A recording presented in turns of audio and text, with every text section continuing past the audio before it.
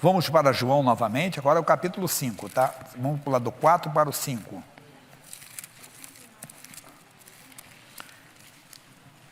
Capítulo 5. João, capítulo 5. Depois disso, havia uma festa entre os judeus, e Jesus subiu a Jerusalém.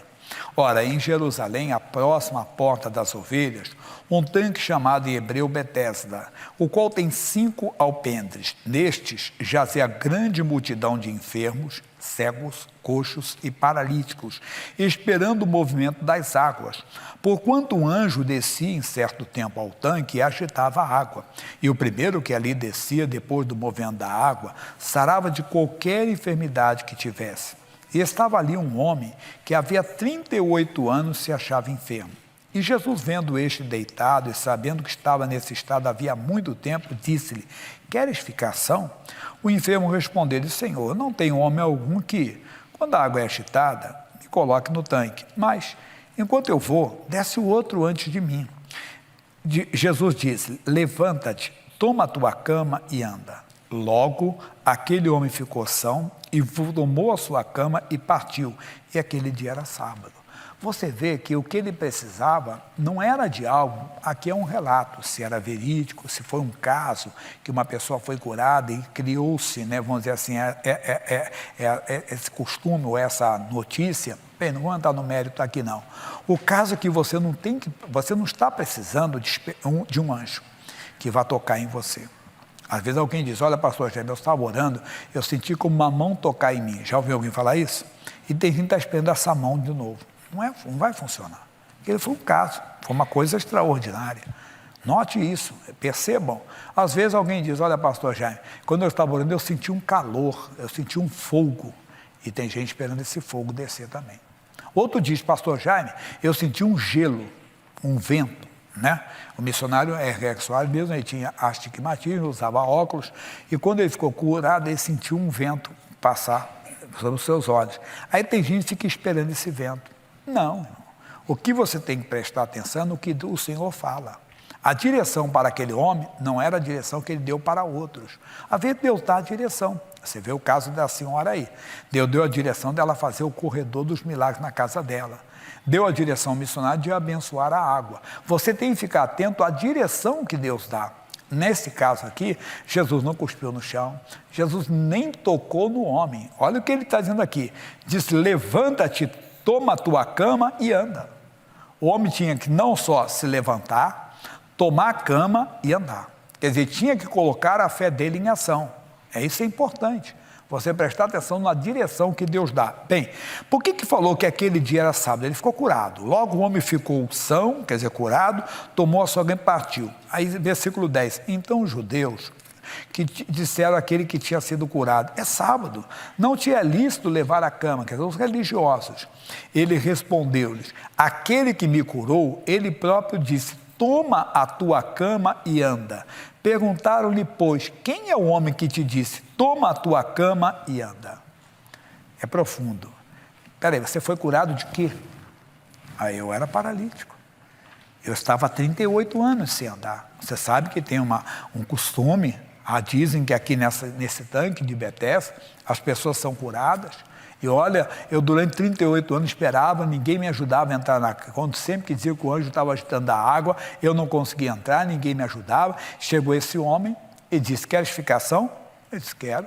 Então levanta-te, toma a tua cama. Na mesma veio uma força em mim, eu senti algo em mim, algo acontecendo, eu fiquei de pé. Mas eles não perguntaram.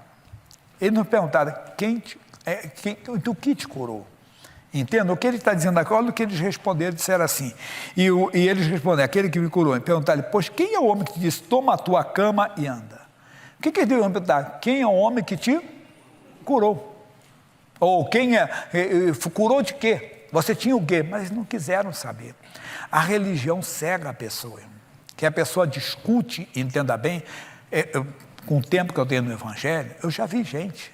Por favor, não estou falando mal de ninguém, de igreja, de costume, que essas pessoas vão crescendo no entendimento. Mas havia pessoa que às vezes estava fumando, bebendo, se prostituindo, mas não usava calça comprida a mulher, porque senão isso aí é doutrina. Tudo bem, se aquela igreja tem aquele costume, que ela siga. Eu nunca semeei discórdia. Já contei para vocês uma história, que eu estava em Nova Iguaçu, no Rio de Janeiro, fazendo um culto, né, na casa de um irmão. No quintal, ele chamou várias pessoas, agora passou da sede do Rio, e eu fui fazer uma visita pastoral. Ele disse: pastor, posso convidar o vizinho? Deve. E vários estavam sentados, eu dei a palavra, orei, Deus operou, e uma moça me perguntou: pastor Jaime, a mulher pode cortar cabelo ou não? Eu disse: pergunte para o seu pastor. E ela disse: não, mas o que o meu pastor fala, eu já sei, eu quero saber a sua opinião. Ele disse: mas a minha opinião não vai valer nada para você, porque a ovelha, ela ouve a voz do seu pastor, e eu não sou seu pastor. Você não está debaixo da minha autoridade espiritual. Você não está debaixo da minha autoridade espiritual. E ela então disse: mas qual é a sua opinião? Eu disse: a minha opinião não vai valer para você. Verdade. Aí eu disse para ela: se na sua igreja o pastor lá tem esse costume, tem essa doutrina de não cortar o cabelo, não corte. Mas você tem que obedecer ao seu pastor. Mas ela não estava debaixo da minha autoridade. Dá para entender? Eu não semeei discórdia na igreja, como agora, não estou querendo semear discórdia. Mas as pessoas se prendem a uma doutrina, a um costume, e não querem saber, entenda bem, das operações de Deus. Como é que Deus opera, por que Deus operou, por que Deus faz maravilhas. Como aqui, eles não perguntaram: mas vem cá, te curou de quê? Ou quem é que te curou? Não, quem é o homem que te disse? Quem é que o homem que mandou você quebrar o sábado, quebrar a lei do sábado? E aí o homem diz assim, e o homem não sabia, né? E o que fora curado não sabia quem era, porque Jesus se havia retirado, em razão de naquele lugar haver grande multidão. Depois Jesus encontrou no templo, atenção, hein? E disse-lhe: eis que já está ação, não peques mais, para que te não suceda alguma coisa pior. Irmão, o homem frequentava o templo, estava no templo. Jesus encontrou ele no lugar certo. Tem gente que fica curada e não vai no templo. Ele foi. Porque no templo você não é só curado, você aprende a não pecar. Jesus pode te ensinar, a palavra de Deus pode te ensinar. Isso é importante. Hoje é muito comum você encontrar um movimento de desigrejado. Não, ninguém precisa ir numa igreja para servir a Jesus. Ninguém precisa ser membro de uma igreja para servir a Cristo. Precisa sim. A Bíblia diz: não deixando a sua congregação, como é o costume de alguns. E às vezes as pessoas entram nisso. Não é que você queira números, não. É simplesmente cumprir a palavra de Deus. Fazer as pessoas entenderem, entenda bem o sentido. Mas aqui é que tem uma grande revelação, que ele está dizendo para nós aqui: eis que já está ação, não peques mais, para que te não suceda alguma coisa pior. Mostrando que a causa dele era o quê? Era o pecado. Por isso, meu irmão, muita gente não consegue, que não teve um encontro com Jesus. Quando a pessoa tem um encontro com Jesus, não com a igreja. Ela vem na igreja, o pastor ora, há os dons de curar, entenda bem, o pastor está na fé, há aquela unção que é derramada naquela hora. Mas o importante que eu quero passar para você é isso.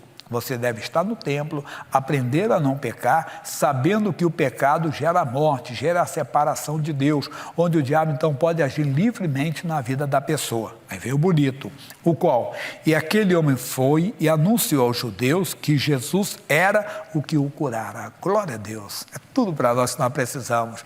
E será que eu já falei para as pessoas que foi Jesus quem me libertou do vício? Que me libertou do álcool?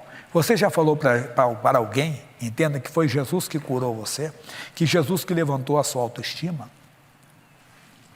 Tem gente que chega, eu falo, imagina, falo no meu caso, encontro um amigo do passado, muitos anos, uns 40 anos que eu não vejo, estou com 62 agora, então tinha 20 anos quando esse amigo foi viajar para fora e nunca mais.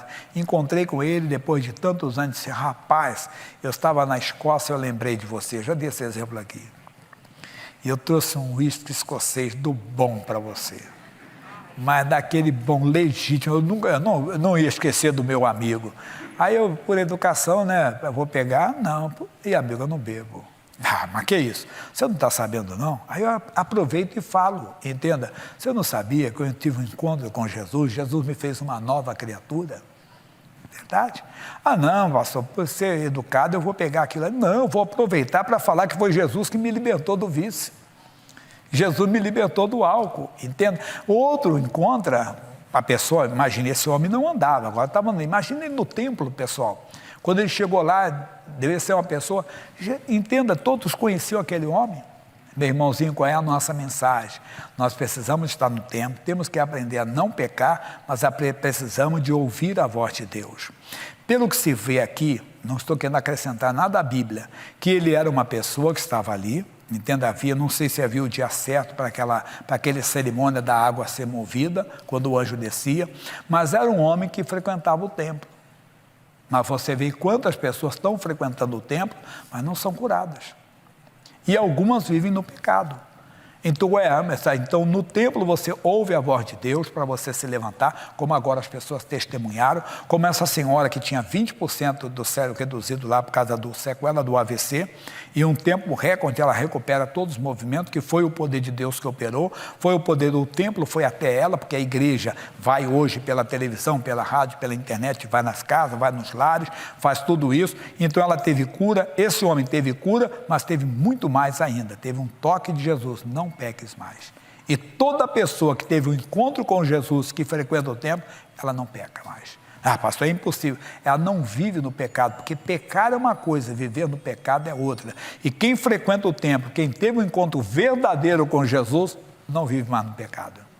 Pode ter certeza. Como eu falei, pode chegar o uísque escocês, ele não vai beber mais, não, eu sou nova criatura. Falei da bebida que era o meu caso, mas o outro é drogas, o outro, sei lá, é luxúria, né? Vida devassa, quer dizer, a pessoa não pode ver uma pessoa do sexo oposto e já os olhos dela chegam a brilhar, entenda? Não, ele é morto para o pecado. E meu irmão, assim, fica com essa palavra. Qual a palavra? Frequente o templo, não peques mais, mas aprenda a ouvir a voz de Deus. Porque ouvindo a voz de Deus que você se levanta. Ele se levantou, você se levanta. Ele se levantou fisicamente, você pode se levantar financeiramente. Você pode se levantar moralmente, não estou dizendo que seja o seu caso. Você pode se levantar emocionalmente. Tem gente que está sempre com depressão, sempre abatido. Sempre, pastor, já você não está no meu lugar, a luta que eu estou. Amigo, todos nós temos lutas, mas quem ouve a voz de Deus não fica caído. Quem ouve a voz de Deus, vamos levantar assim, versículo 8, quem ouve a voz dele, se levanta. Volta mais atrás, 14, quem ouve a voz dele, não peca mais. Entenda? Quem ouve a voz do Senhor, aí tem aqui, o que ele já fazia, continua frequentando o templo. Mesmo curado, ele frequenta o templo. Tem gente que só frequenta o templo até ser curado. Por favor, não estou jogando piada para ninguém, direta. Mas tem muita gente que fica no templo até ser curado, até receber a bênção. Não, fica até a volta de Jesus. Depois você vai ficar para sempre com ele. Glória a Deus.